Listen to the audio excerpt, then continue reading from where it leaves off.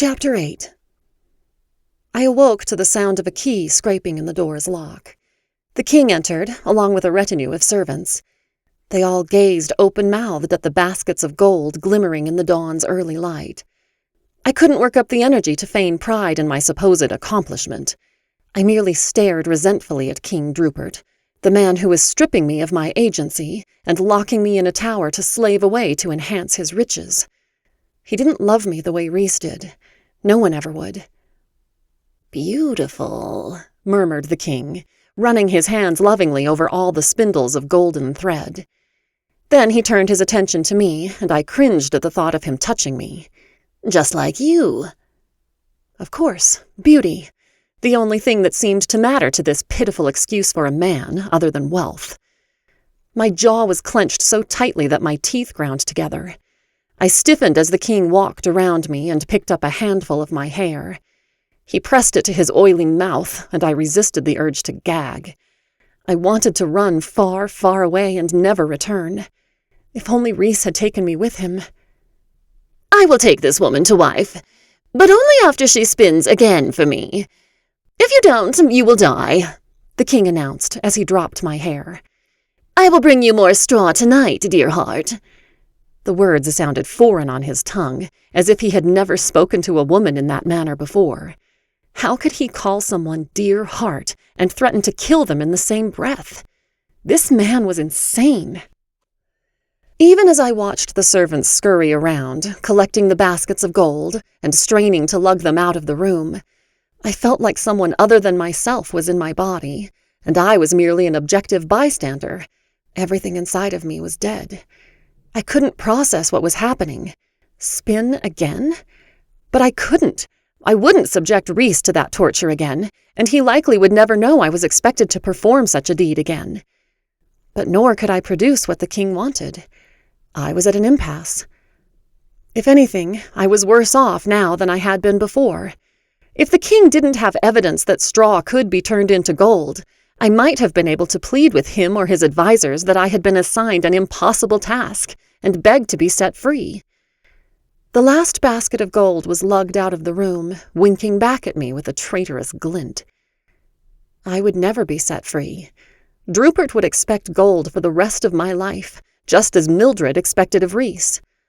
The horrible, stark realization of what my short future looked like crashed around my ears. Within minutes, I was locked in the room again, with the promise that more straw would be delivered soon. I sat down heavily in front of the spinning wheel, cold and alone. Soon the door burst open again, and maid after maid traipsed in, toting armfuls of fresh straw. I watched them in a dazed stupor.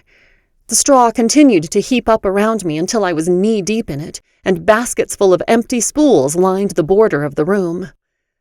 In all that time, I didn't even flinch, but stared straight forward with glazed eyes. "Is she all there in the head?" I heard one maid whisper to another. "The king doesn't seem to mind, even if she isn't," her friend answered with a giggle. "She is able to give the king gold and an heir, so what else matters? Especially with that face. She will never have to think for herself. Must be nice." The other maid covered her mouth with her hand to stifle a giggle. An older, more mature woman snapped at the maids to stop gossiping, reminding them that I had been awake all night and not to speak about their future queen that way. Their words washed over me. Their opinions of me didn't matter. Nothing mattered. Eventually, the maids left me alone to my thoughts. If only I could escape and save myself from a terrible future. But no, my curse wouldn't allow me to do anything that would be contrary to Papa's command to stay with the king. Any time I tried to force my feet over to the window, they wouldn't move. If only I had Rhys's ability to turn straw to gold, instead of being a beautiful yet eternally obedient girl. In desperation, I picked up some of the strands of straw and fed them into the wheel like I had seen Rhys do on countless occasions. He made it look so simple. But no, they simply fluttered back to the floor, unchanged and useless. I continued to try, attempted saying what I imagined magic words to sound like, even tried a prayer to Laris, but it was to no avail. I stared down at some of the straw that clung to my apron. I picked up a few strands, idly weaved them into the same shape of the braided promise ring I'd given back to Rhys, then slipped it onto my finger. If I squinted, it almost looked like the same ring. It gave me comfort having it there, even if it felt scratchy instead of warm and smooth. Tears began to fill my eyes as the afternoon wore into evening. I couldn't sleep, and I ignored the food set on the table, as well as the pen and parchment to write to any friends and family, supposedly to invite them to my wedding. This was it. There would be no wedding. I would die the next morning when the king realized I couldn't produce what he wanted. If only my curse allowed me to tell Papa about my forced obedience. I rubbed the straw ring again. At least I would die with a reminder on my hand of the future I might have had if I had never been cursed. Along with the morbid conclusion that I had no escape, came the crushing realization that my life would end at dawn. The only way out of this tower was to spin a roomful of straw or die, and as I couldn't spin gold, I only had one option. As dusk faded into night, I turned to the table that held the parchment, ink, and the food that was stone cold after hours of being untouched. I unscrewed the ink bottle and dipped my pen inside. Once dawn came and I was executed, there was no chance that anyone would deem my letter worth sending, but it would feel cathartic to write the words that I ached to say. Dearest Rhys, these will be the last words I ever pen. My oh-so-beloved fiancé decided to kill me despite all the gold you spun for him. Thank you for giving me one last day of life. I must confess that every time I imagined my future, I had always hoped that you would be in it. For years, you have been the brightest spot in my life, the friend I couldn't have lived without. Without you, life would have been miserable. But I suppose we both knew that, because of our curses, such a future was unlikely. I always held out hope that we would be together. These last few months have been the happiest of my life, and I will always love you. I hope you can find your own happiness, far away from Mildred. Love forever, Meg. I rolled the pen around in my hand as I stared at the next piece of parchment, trying to think what I would say to Papa. How would I express what had happened in a way that wouldn't destroy him from the guilt? Rhys's letter had been so easy to compose, and now I felt at a loss when trying to write one for my father. Was it the knowledge that I only had hours left to live?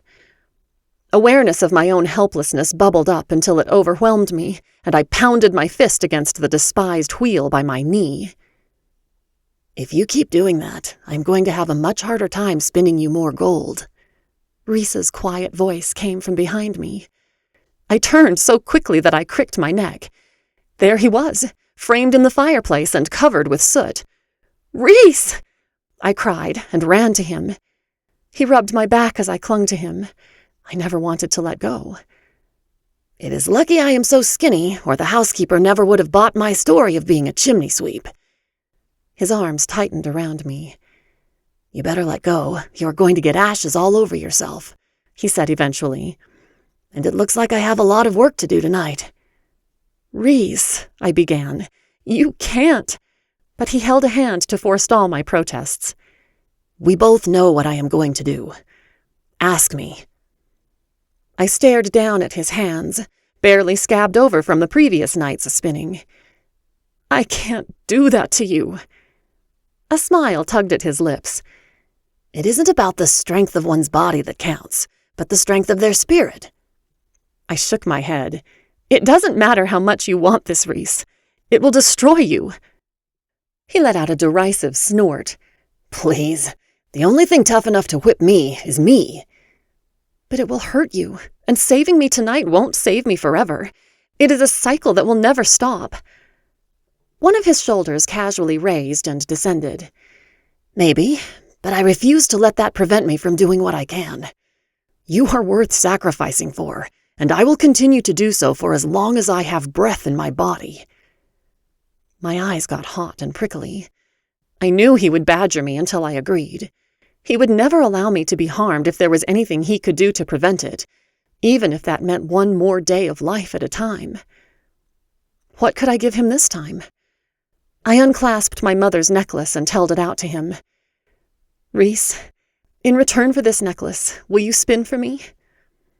He slowly held out his scarred hand and accepted the thin, golden chain.